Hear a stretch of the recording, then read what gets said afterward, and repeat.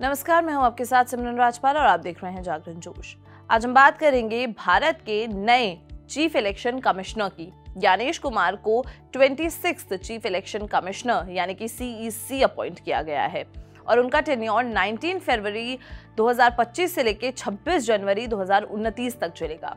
यह appointment law ministry ने किया है और साथ ही साथ ज्ञानेश कुमार पहले ऐसे CEC होंगे जो नए इलेक्शन कमिश्नर अपॉइंटमेंट एक्ट के तहत चुने गए हैं। साथ ही विवेक जोशी जो 1989 बैच के हरियाणा काडर IAS ऑफिसर हैं, उन्हें भी इलेक्शन कमिश्नर का पद दिया गया है। उनका टेन्योर बहुत महत्वपूर्ण होने वाला है क्योंकि इस दौरान बिहार, तमिलनाडु, वेस्ट बंगाल, केरला और पुडुचेरी जैसे बड़े राज्यों के चुनाव होंगे। उनके टेन्योर में सबसे बड़ा चुनाव होगा 2029 के लोकसभा इलेक्शंस, जिसमें उनकी भूमिका सबसे ज्यादा महत्वपूर्ण मानी जाएगी।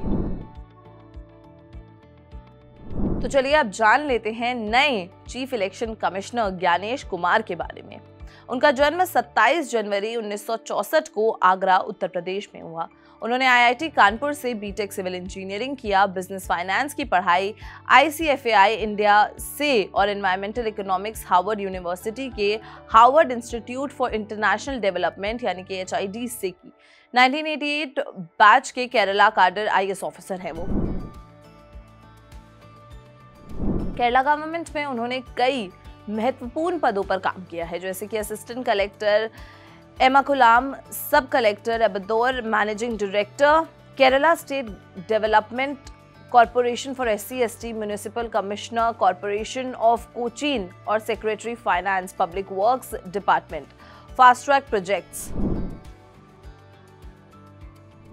भारत सरकार में भी उनका योगदान बहुत बड़ा रहा है। उन्होंने अलग अलग मिनिस्ट्रीज में काम किया है, जैसे कि joint secretary defence production, ministry of defence 2007 से लेकर 2012 तक UPA government, additional secretary ministry of home affairs, parliamentary affairs, secretary and cooperation secretary. उन्होंने 31 जनवरी 2024 को सुपरनेचुरेशन ले लिया था, लेकिन अब वापस एक नए और महत्वपूर्ण पद पर आ गए हैं। ज्ञानेश कुमार सिर्फ एक एडमिनिस्ट्रेटर ऑफिसर नहीं बल्कि पॉलिसी मेकिंग और इम्प्लीमेंटेशन में भी महारत रखते हैं।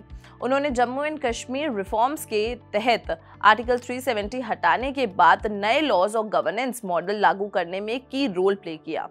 डिफेंस सेक्टर में 2007 से 2012 के बीच उन्होंने जॉइंट सेक्रेटरी डिफेंस प्रोडक्शन के रूप में काम किया और नए डिफेंस प्रोडक्शन पॉलिसीज लागू की। कॉर्पोरेशन मिनिस्ट्री के रिफॉर्म्स के तहत multi state cooperative societies amendment act 2023 को लागू करने में भी मदद की।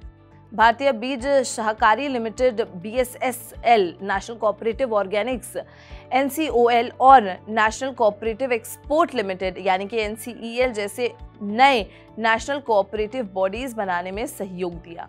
CRCS सहारा रिफंड पोर्टल लॉन्च करने में एक इम्पोर्टेंट रोल प्ले किया, जिसमें सहारा ग्रुप की 4 मल्टी स्टेट कोऑपरेटिव सोसाइटीज को डिपॉजिटर्स के लिए रिफंड का प्रबंध किया गया।